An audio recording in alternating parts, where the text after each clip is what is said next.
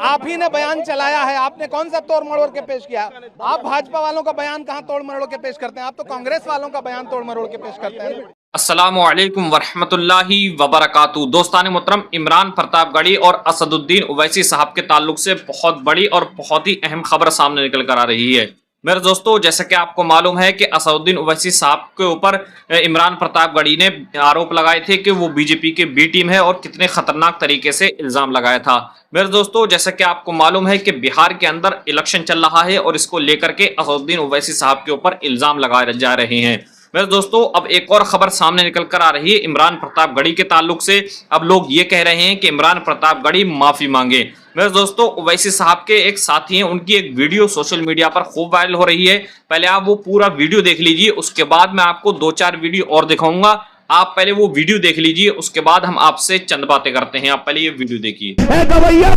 तुझे इस मंच से आपके रईस कुरैशी ये जवाब देना चाहता हो, याद रखना, सियाह रात का मंजर बदलने वाला है। सियाह रात का मंजर बदलने वाला है। शहर करीब है, सूरज निकलने वाला है। उनको पहुंचाओ उन गवैयाओं तक जो हमारी दर्द को शायरी में लपेटता है, जो गवैया 2.5 लाख रुपए प्रोग्राम के लेता है, उसके कानों तक ये आवाज पहुंचाओ कि हमारी कौम का एक बेटा जिसको पूरा भारत रईस कुरैशी के नाम से जानता है, वो एमआईएम के मंच पे खड़े होकर ऐलान कर रहा है कि सियाह रात का मंजर बदलने वाला है। शहर करीब है, सूरज निकलने वाला है और अब तक तूने जिसे जकड़ के रखा था जंजीरों में, वही मेरा पैर तेरा सर कुचलने वाला है। तेरा सर कुचलने वाला है। अब भागने वाले नहीं है, डराने वाले नहीं है। अरे याद रखना, जो अल्लाह से डरता है वो दुनिया की किसी चीज से नहीं डरता। या जो हमारे दर्द को अल्फाजों की चाशनी में घोट कर अपना वोट कमाने का काम करता है,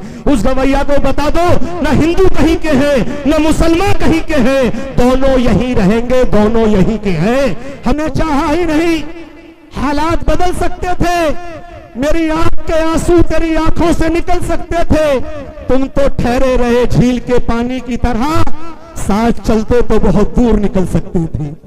आज मौका दिया है अल्लाह ने, कोई नहीं आएगा तुम्हारे बीच में तुम्हारी बात करने के लिए। आज बड़ी सफक्कत चाहिए, बड़ी हिम्मत चाहिए, बड़ा हौसला चाहिए कि एक ऐसी कौम कि जिसका नाम लेने पर वो तैयार नहीं है, कि जिन लुटेरों ने 45 साल मुसलमानों के वोटों को लूटा, जिसका नाम कांग्रेस पार्टी है, आज वो मुसलमानों का नाम लेने पर तैयार नहीं है, कि जिसके दम पे उत्तर प्रदेश और दिल्ली प्रदेश की सरकार नहीं, पूरे भारत के अंदर जहां मुसलमानों ने इनकी डूबती नैया को हमेशा संभालने का काम किया है। मैंने पहले भी कहा था मेरे भाई, मेरी बात का बुरा ना मानना, किसी मुसलमान की बात कर रहे हैं एमआईएम के मंच पे, हम सब की बात करते हैं, लेकिन जैसे मैंने अब से पहले कहा था कि 74 साल में किसी मुसलमान ने मुसलमान की बात नहीं की। हमने पंडित के बेटे की बात की, ठाकुर के बेटे की बात की, यादव के बेटे की बात की, हमने दलित के बेटे की बात की। और याद रखो, आप देखो लोग कह रहे हैं कि 3-3 मुसलमान लड़ रहे हैं, कौन सा मुसलमान लड़ रहा है? मैं फैसला आपके ऊपर छोड़ता हूँ, आप फैसला करो। एक गाड़ी आ रही है, ऐलान कर रही है आम आदमी के प्रत्याशी भाई आदिल अली को, आदिल नाम है ना उनका, आदिल अली साहब को आप झाड़ू के सामने बटन दबाकर कामयाब बनाएं और अरविंद केजरीवाल के हाथों को मजबूत करें। ऐसे वोट मांगा जा रहा, नहीं मांगा जा रहा। दूसरी गाड़ी आ रही है, भाई अली मेहंदी साहब को आप पंजे के सामने बटन दबाकर कामयाब बनाएं और राहुल गांधी सोनिया गांधी के हाथों को मजबूत करें। आप बताओ, वोट हमारा, वोट दिया हमने, जिंदाबाद लगाए हमारे भाई, दस्तरखान सजाए हम, महफिल में बुलाए हम, मीटिंग सजाए हम, जिंदाबाद लगाए हम, झंडे उठाए हम, और हम वोट दें तो जीता हमारा भाई, लेकिन हाजमतू हो गए अरविंद केजरीवाल के। वोट हमने दिया, सपोर्ट हमने किया, जिंदाबाद हमने किया, हमने वोट भी दिया, जिंदाबाद भी किया, दस्तरखान भी सजाया, जीता भी हमारा भाई, लेकिन हाथ मजबूत किसके हुए? हाथ मजबूत हुए राहुल गांधी और सोनिया गांधी के। लेकिन याद रखो, एक और गाड़ी घूम रही है जो ऐलान कर रही है कि एमआईएम के प्रत्याशी आप पतंग के सामने वाला बटन दबाकर कामयाब बनाए और असदुद्दीन ओवैसी के हाथों को मजबूत करें। ऐसे हाथ मजबूत होता है, ऐसे हाथ मजबूत होता है। दोस्तों, जमाना उसको दरबार का दलाल समझता है और वह झंडू शायर खुद को इकबाल समझता है। जी हाँ दोस्तों, आज ऐसे शायर की बात करूंगा जो असदुद्दीन ओवैसी साहब को भाजपा का अघोषित एजेंट बता रहा है।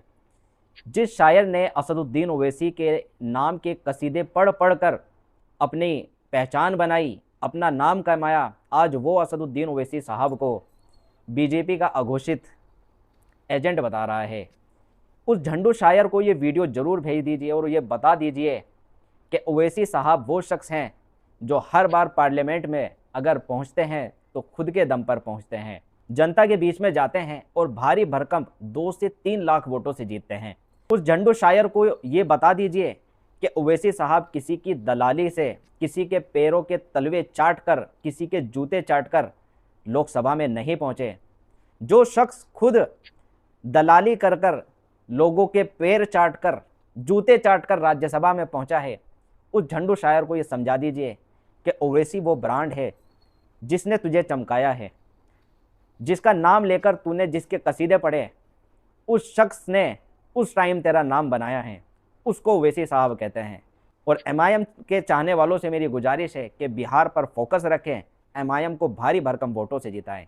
मिलते हैं अगली वीडियो में। अस्सलाम वालेकुम। दोस्तान मोहतरम, जैसे कि आपने ये वीडियो देख ली, मेरे दोस्तों ओवैसी साहब के ऊपर किस तरीके से उनके ऊपर इल्जाम लगाए जाते हैं कि वो बीजेपी के बी टीम हैं, लेकिन उन्होंने बारहा कहा है कि वो बीजेपी के बी टीम नहीं है, ना बीजेपी से उनकी कोई साठगांठ है। लेकिन मेरे दोस्तों किस तरीके से उनके ऊपर इल्जाम लगाए जाते हैं, मेरे दोस्तों जैसा कि आपको मालूम है पूरे मुल्क हिंदुस्तान में कहीं पर भी मुसलमानों के खिलाफ कहीं भी हिंसा होती है या मुसलमानों के घरों पर बिल्डोजर चलाया जाता है या कोई भी मामलात हो, इसको लेकर के असदुद्दीन ओवैसी साहब चाहे सड़क हो या संसद हो, अगर कोई आवाज उठाने वाला शख्स है वो वाहिद असदुद्दीन ओवैसी साहब हैं। मेरे दोस्तों असदुद्दीन ओवैसी साहब की क़यादत को मजबूत करो और इस वीडियो को ज्यादा से ज्यादा शेयर करो। मेरे दोस्तों उम्मीद है कि आप ये पूरा वीडियो देखकर समझ गए